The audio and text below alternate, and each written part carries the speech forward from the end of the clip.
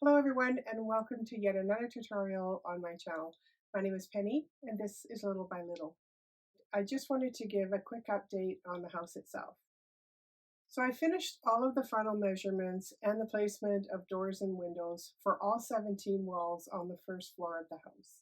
And I actually did that back in March thinking I'd be able to cut those walls probably by the end of March, early April. It is an outside job and unfortunately the weather has not been cooperating. It is May 1st today as I'm recording this intro, and it is still snowing. So, spring in Canada, what can I say? So today I'm making a piece for the dining room. Now the dining room will have some built-in cabinets, just as soon as it has walls, but I also wanted to include a sideboard or a hutch, as some people call them. The plan is to make some chafing dishes to sit on top of that sideboard, but that'll be in a later video. I've left the cupboard in the sideboard without a center shelf. I have some fairly tall centerpieces for the table, and I thought it would be a good place to store them. Now, having said that, if you want to put in a center shelf, you can absolutely do that. As always, your cutting instructions will be in the description box below. I hope you enjoy the project, and let's get started. We'll need to make some measurements on a couple of these pieces of wood. So I always start with a nice sharp pencil. The finer the pencil line, the easier it is going to be. We're going to start with piece number A, which is your back piece. And these measurements are going to go along the shorter side of this piece of wood. So we're going to start by making a measurement at the 19 millimeter mark, and then another one at the 67 millimeter mark. Now the cabinet that I'm making does not have an extra shelf in the cupboard portion. If you want to put an additional shelf in there, I would recommend also making a measurement in around the 45 millimeter mark so that you have a space for that extra shelf. You would also need to cut an extra piece of piece D, if you're going to be doing that.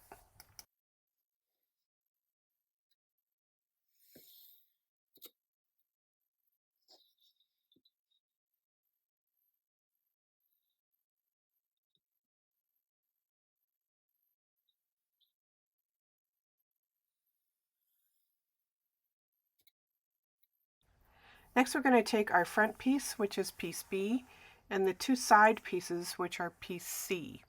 I'm going to line them up here so that I only need to make the measurements once rather than on all three separate pieces of wood. You can tape the three pieces together with a piece of painter's tape. That'll keep them from shifting and keep your measurements nice and straight.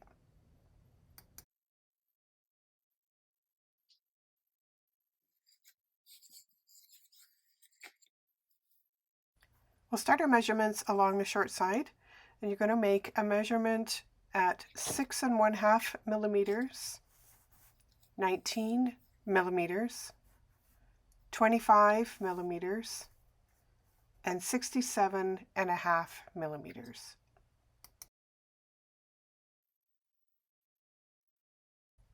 And do the same on the opposite side.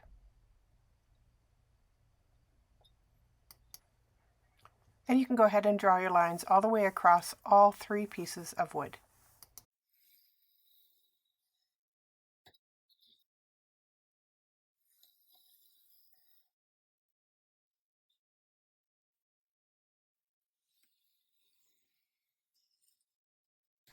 Once you've got those lines drawn, you can take your tape off, and we'll put our two pieces marked C off to the side. On piece B, we're going to make some more measurements, this time on the long side of the wood. So we're going to make a pencil mark at the 6 1/2 millimeter mark, 38 millimeters, 45 millimeters, 77 millimeters, 83 millimeters, and then finally at 115 millimeters. Mark the same measurements across the top and then join those lines together as well. That should give you a grid pattern that looks like this. We're going to cut out these 6 boxes from this piece of wood. When you're cutting out these boxes, I would recommend that you make all of your cuts that go against the grain first. That will help to keep your wood from splitting. I also recommend that you go slow here. There's no rush. You don't have to do it in 2 or 3 passes. If it takes a little bit longer to get all the way through, that's okay. Better to go slow and cautiously than have your wood break on you, especially if you've already cut out the first 5 boxes.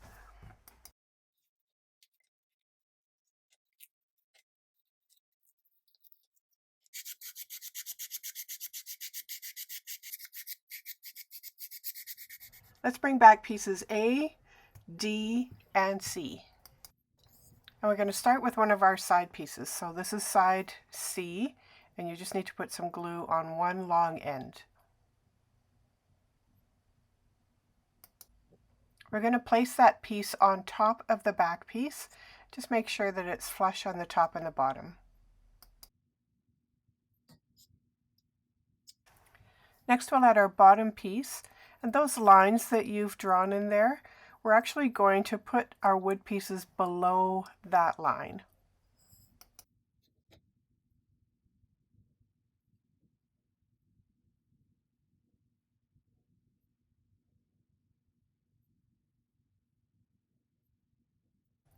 Now you should have a little bit of a lip just underneath that shelf.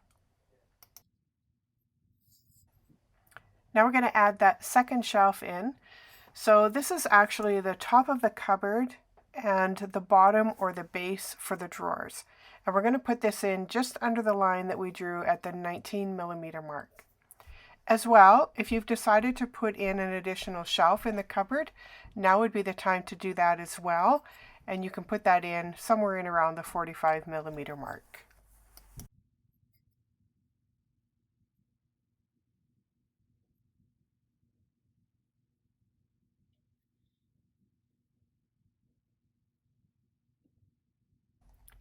Now that the shelves are in, we can add that final side, and you should have enough room here to lay it on top of the back and against those sides of those shelves. So add some glue to the 2 ends of the shelves, as well as one long side of the side piece C.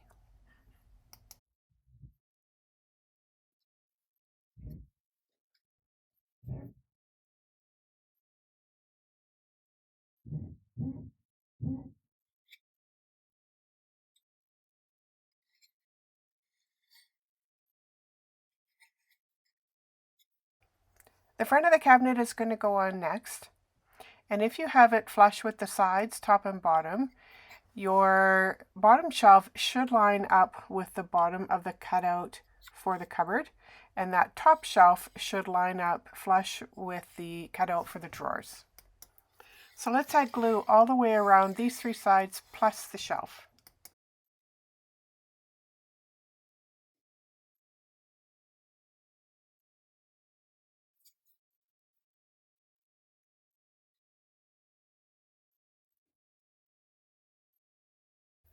I would weight this down or tape it down if you don't have anything heavy, just to make sure that that piece doesn't warp as the glue dries. Now that everything is nice and dry, I'm going to go in with some wood filler, and I'm going to fill in some of those gaps and little nicks and cracks in the wood. So you've probably seen me using this product before. It's quite easy to work with. It's quite soft when it comes out of the tube, but it does dry very quickly. So I just take it and just smear it with my finger and just push it into all of those cracks and grooves in the wood.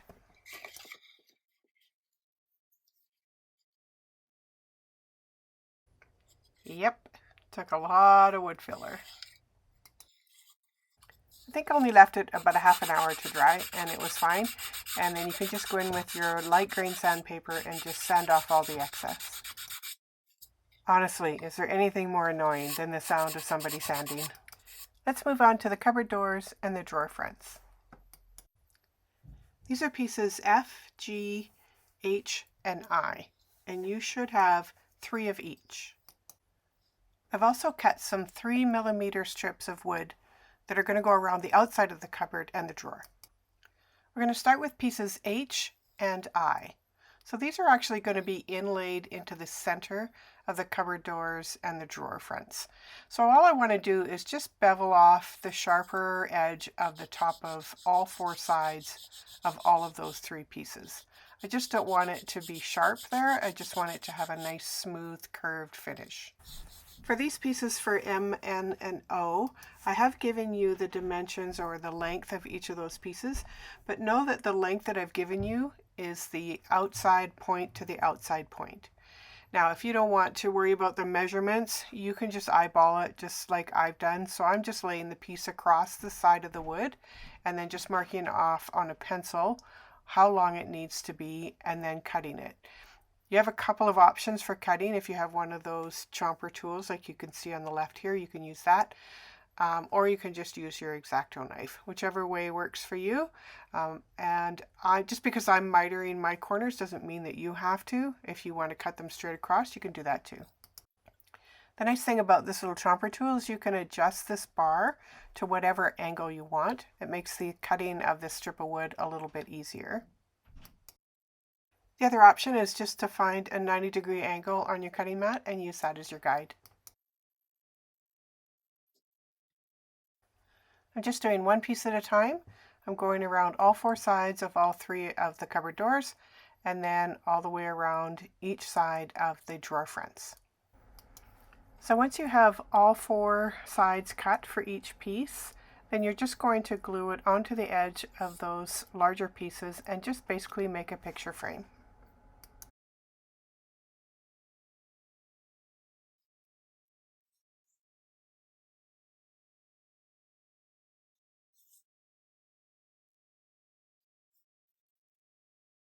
I'm also clamping each piece as I go to avoid warping.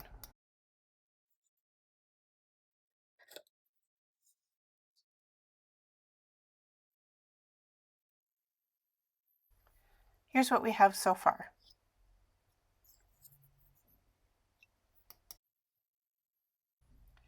Next, we're going to add pieces H and I to the center of those frames.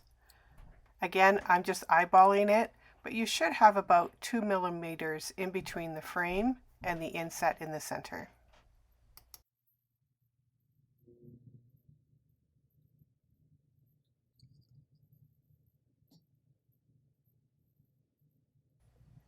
Don't forget your clamps.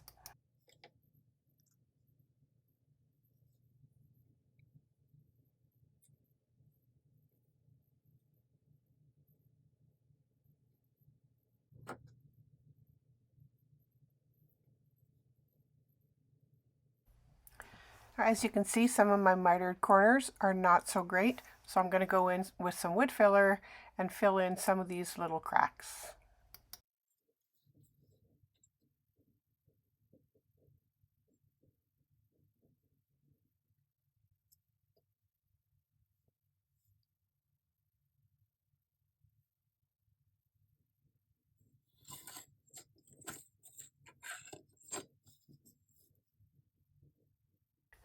I marked out on the cupboard doors where I wanted the handles to be. These are about 18 millimeters from the top of the cupboard and about 10 millimeters in from the side. And we'll do that to all three of the doors. For the drawer fronts, I've just measured and found the center of each of those drawers.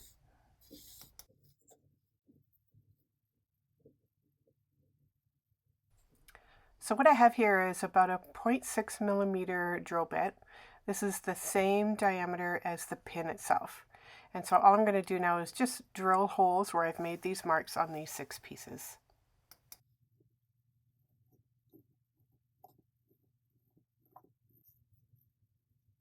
I've drilled all 6 holes now. I'm just going to put these aside for now, and I'm going to go to the bottom of the cabinet and put the legs on. I'm making the legs out of this 1/4 inch wood dowel, and I want to take off some of these sharper edges. So I'm just going in here with an emery board and just sanding down and curving some of those corners off just a little bit. I need to cut 4 pieces at 10 millimeters each, and there's a little trick to getting all of your legs to be exactly the same length. If you have one of these little miter boxes with the saw, Line up your first cut right where you would normally cut with your saw. So you can see here where the pencil line is.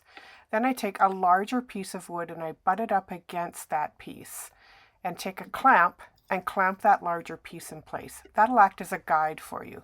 So now when you cut your pieces, you'll just butt it up against that larger block and cut through.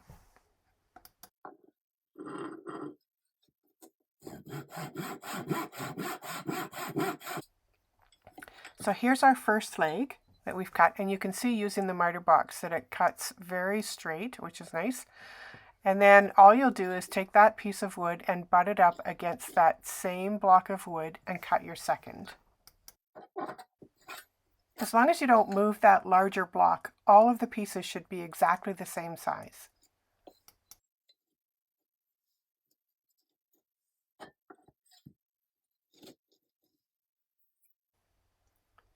Now if you take all of those pieces and butt them up together, you will see that they're all exactly the same length. And it doesn't really matter if you got exactly 10 millimeters. If one is 9 3/4 of a millimeter, they'll all be 9 3/4 of a millimeter. So it doesn't really matter. Now we just need to glue one leg in each of the 4 corners that are on the bottom of the cabinet.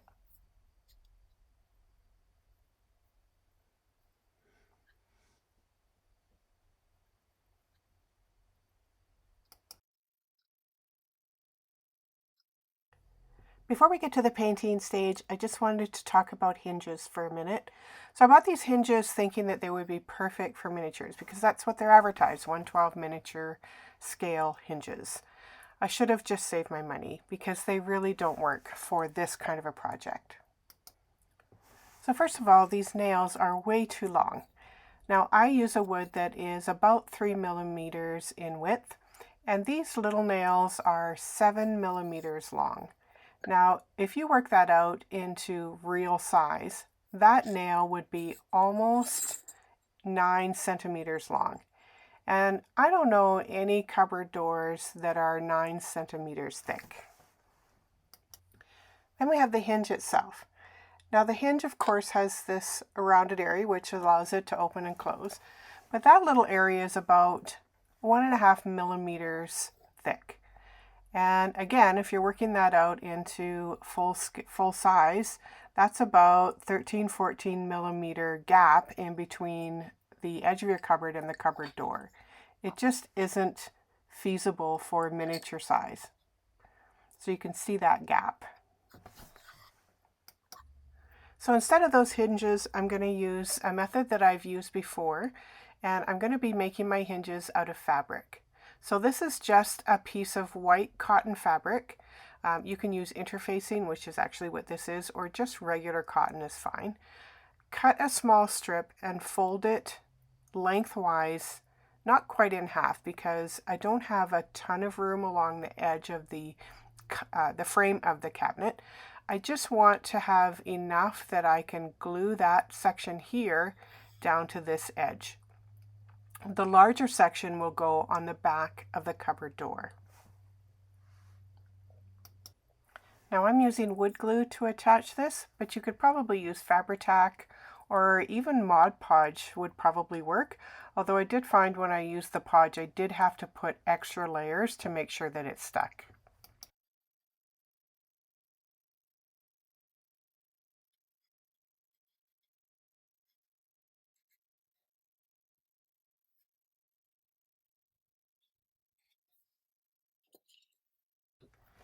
Just pay attention to which side you're putting the fold on because remember this is a hinge, right? And make sure that it's up nice and flush with the side of the frame of the cabinet. Once you have it positioned where you want it, you can go ahead and add another layer of glue on top.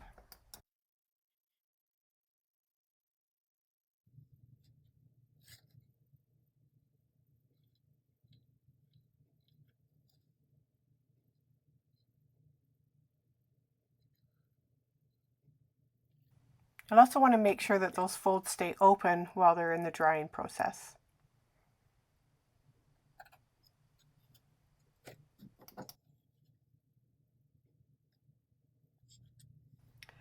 So now that those hinges are on, it's time for some paint. I'm going to paint the cabinet and the doors and the drawer fronts before we go any further. So you can see I've painted the whole cabinet inside and out, and then I have also painted both front and back of the cupboard doors as well as the drawer fronts. I ended up using 3 coats of the white in order to get good coverage. So my next step is to make some handles. So I have here some brown beads and some gold pins, and I'm going to be using those to make the handles for the doors and the drawers. So I'm going to start by just adding a little bit of glue onto one side of the bead where the hole is. So this is a jewelry glue, so it works fairly well with metal and plastic. So you don't need to put a ton here. We're just going to make sure that when we put the needle through, that the needle stays in place.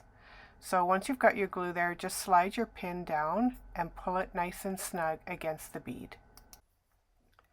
And then we'll just repeat that for all 6 of the beads.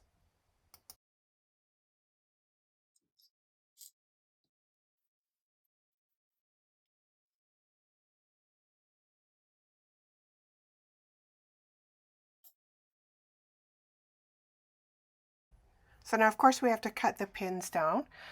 So the width of my cupboard doors and drawers is about 2.5 to 3 millimeters. So I'm leaving about that much at the end of the bead.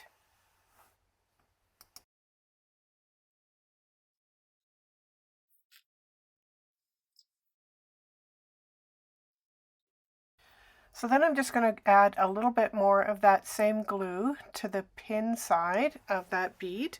And then we're just going to put it into the holes that we drilled into the cupboards and the drawers.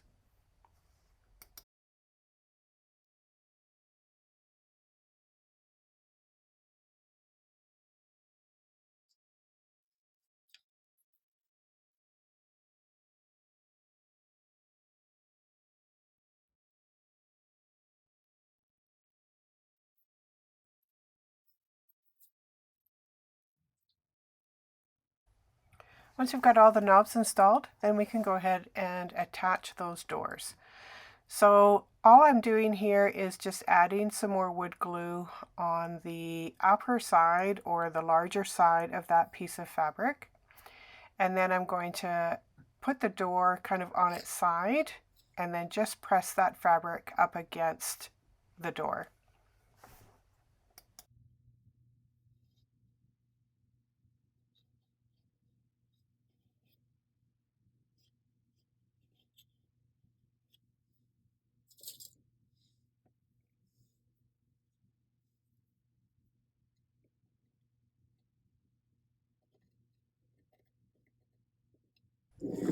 Now you can use something to prop that door up on because we don't want the door to close until all of the glue is dry. So now you can probably see that door on the right is just a little bit crooked along the bottom. So I'm going to have to take that off and re-glue it back on. You can also see that those cupboard doors don't stay closed all on their own. So I have a little magnet system that I'm going to install so that the cupboard doors will stay closed. But before we do that, let's finish off these drawers. So you'll need your pieces marked J, K, and L for the drawers. I have given you the measurements in your cutting instructions, but with drawers I always recommend that you wait till you get to this point and measure your space before you cut. I also suggest that you do a little bit of a dry fit and make sure you're giving yourself just a little bit of room on either side of the drawer, otherwise your drawer could stick. You also don't need that drawer bottom to go all the way to the back of the cabinet. The front of the drawer will keep it from going back too far. To put the drawer together, piece number J is the base of your drawer and piece marked K is the back of the drawer. So we're going to start by applying the back part of the drawer. So this is going to sit at a 90-degree angle on top of the base.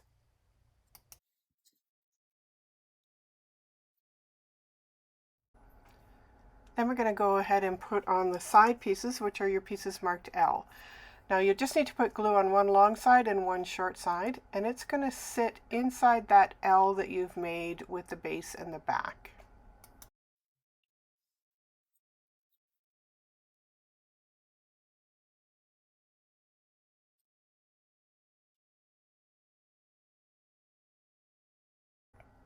Once you have both sides put on, this is what it should look like. To add your drawer front, you can go ahead and put glue on all 3 sides of the open end of the drawer. Then slide that drawer back into the opening and just make sure that the front of the drawer where you've applied the glue is flush with the drawer opening. Then hold it in place with your finger. Take the front of your drawer cover, put it on so that it's as straight as you want it to be, and just hold it there against the glue from the inside of the drawer. You just need to hold it there for about 15-20 seconds just to give that glue a chance to start to set, and then you can very carefully slide the drawer back out with your finger so that you're not gluing the drawer shut.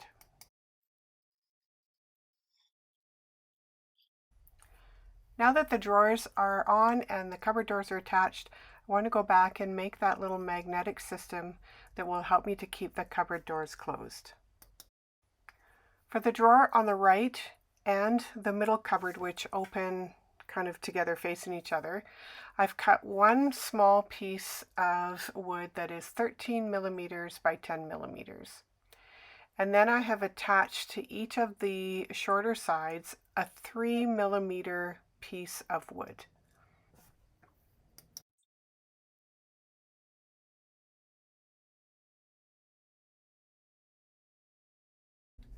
Then we'll add some glue into the middle section, and then I'm just going to slide this in behind that brace in between the 2 cupboards.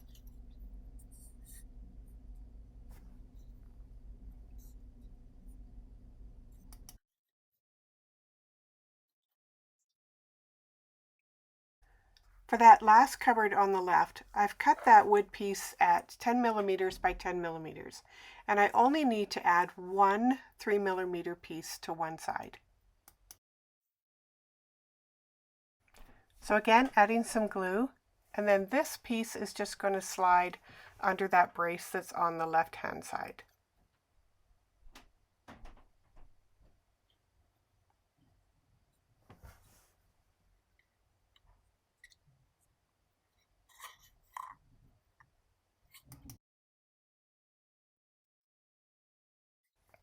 Once those are in place, we need to add some metal for the magnets to stick to. So in order to do that, I'm just going to be using some regular run-of-the-mill staples. I've broken off 3 sets of 3 staples each. You can use some wire cutters to cut off each side of the staple. All we need is that center section.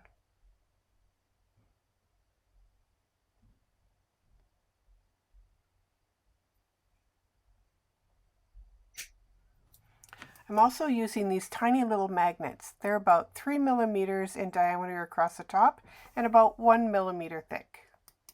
Using my ultimate glue, which is great for metal, I'm going to first glue those little pieces of staple onto the cupboards themselves.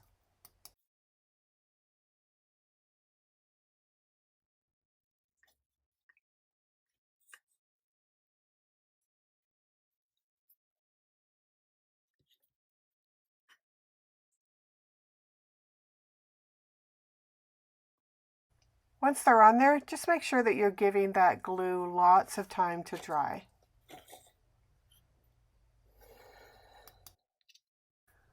I have a little trick in order to place those magnets exactly where they need to be so that they make the right connection.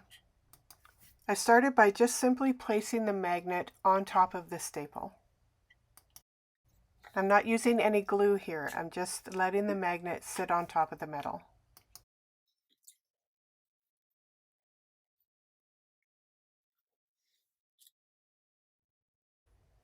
Then I'm going to take a good healthy drop of paint and put it on top of each one of these magnets.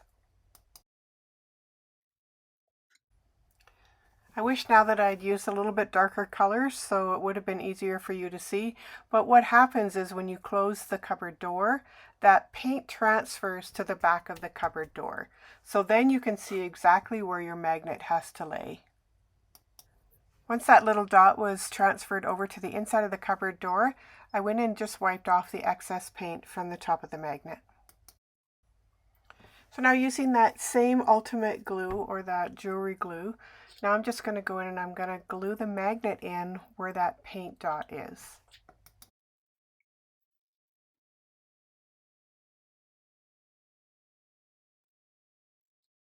Make sure when you're gluing the magnet on that you're gluing it on the right side, because of course on a magnet only one side will actually stick to the metal. I've used one of the cut-off ends of those staples to remind me which side is which. And again, make sure that you're giving your glue lots of time to dry.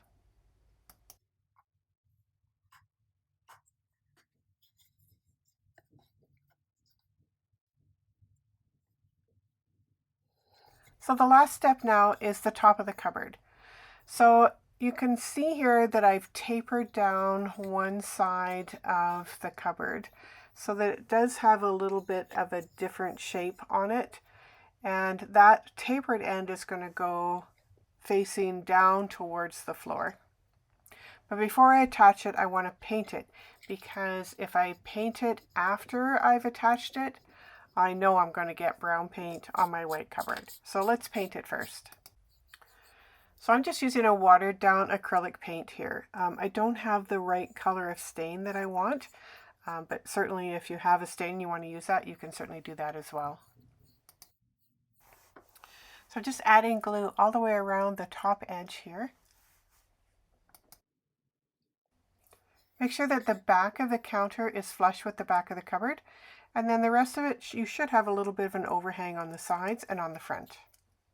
Now, how did that happen? I'm going to go over the whole piece now with some glossy Mod Podge, just to give it a nice shiny finish.